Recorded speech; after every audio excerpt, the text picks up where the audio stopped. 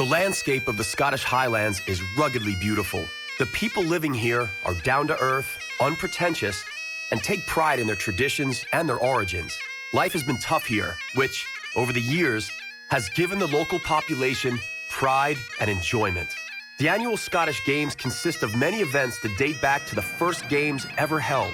Among the crowd favorites of today's version of the games are the Highland dance, playing on pibroch pipes, and log throwing. The tradition of the Scottish Games was established in the 11th century by the Scottish king Malcolm Canmore. The original intention of the games was to ensure that each Scottish warrior could demonstrate strength, agility, endurance, and bravery. The most competitive warriors were selected into the king's party. The choice was not always easy to make, as the Highlanders were powerful and as relentless as they are today. To give up is to accept defeat. The true Scottish warrior would rather die than surrender or lose. Centuries of ruthless fighting with enemies and enduring their inhospitable surroundings have become an integral part of their culture.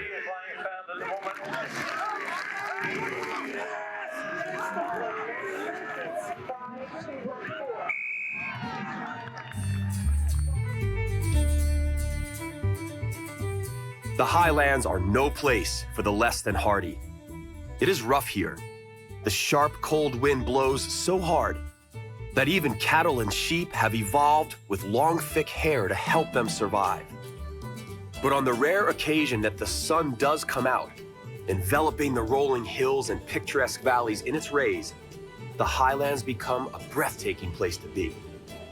More than anything else, the Scottish Highlands have always been a land of herdsmen living in humble abodes. Up until modern times, the only source of fuel for the fire was dry peat. The cattle and sheep were their only means of survival. The most common winter meal in the old days was cattle blood mixed in with oatmeal. But fortunately, they've always had their whiskey. Today, there are several hundred functioning distilleries throughout the Scottish Highlands. Secret, centuries-old recipes that have been put through the test of time are diligently followed. This delicious golden liquid, referred to in the Old Gaelic as uisce beatha, the water of life, is derived from pre-germinated barley.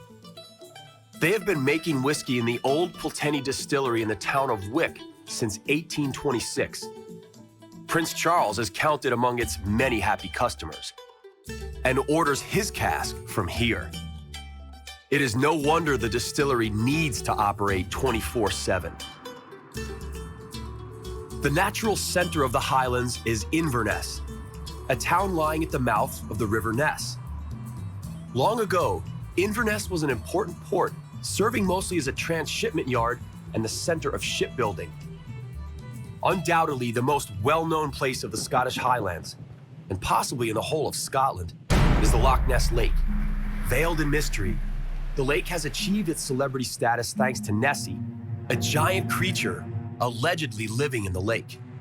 The first reference to its existence dates as far back as the 6th century, but Nessie only became a global phenomenon in the last century when hundreds of sightings were reported. The creature was photographed and filmed on a number of occasions, but none of the records were sufficiently convincing to serve as indisputable proof of its existence.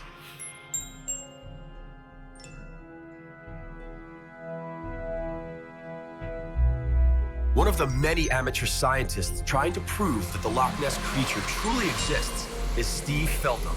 Steve came to the lake 17 years ago, having given up his fiancée as well as the family business in England.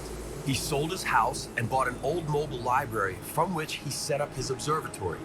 He makes his living selling Nessie souvenirs and hopes one day he will be able to prove Nessie's existence.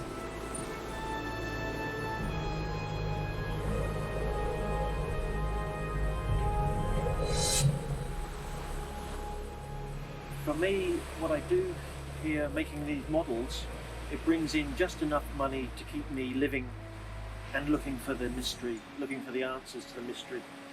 And what I do is not about the money. If I wanted to make a lot of money with these, I would be in Drumnadrochit, where all the tourists go. I'm on the other side of the loch, on a very quiet place, where not so many tourists come here. I've seen one thing that is too big to be the fish. Maybe 16 years ago, when the waves are all going across my vision, what with white crests on the top of those waves, and something like a torpedo went through against the waves. So it goes bang, bang, bang, bang, through, very fast, very big, and I don't know what that was. My hope is that when we find the answers to what these animals are, I'll be involved in solving the mystery, and then I feel that gives me the credibility in what I do to go off around the world and look for some other lake monsters in other places and become an international monster hunter, which is a good job, I think. There is one other reason why the Loch Ness Lake is so interesting. The Caledonian Canal passes through the lake and connects the North Sea in the east with the Atlantic in the west. When examining the map of the Great Glen Valley, the solution was apparent. 3 Great Lakes and 2 fjords on either side made crossing possible. It wasn't all that simple, though. At the beginning of the 20th century, the British engineers William Jessup and Thomas Telford had to solve a major obstacle: a 20-meter height difference between Fort Williams and Inverness. They resolved the problem masterfully by devising an ingenious system of 29 floodgates over the 96 kilometers. The masterpiece was made operational in 1822 and cost what was considered at the time to be a staggering sum: 840,000 British pounds sterling.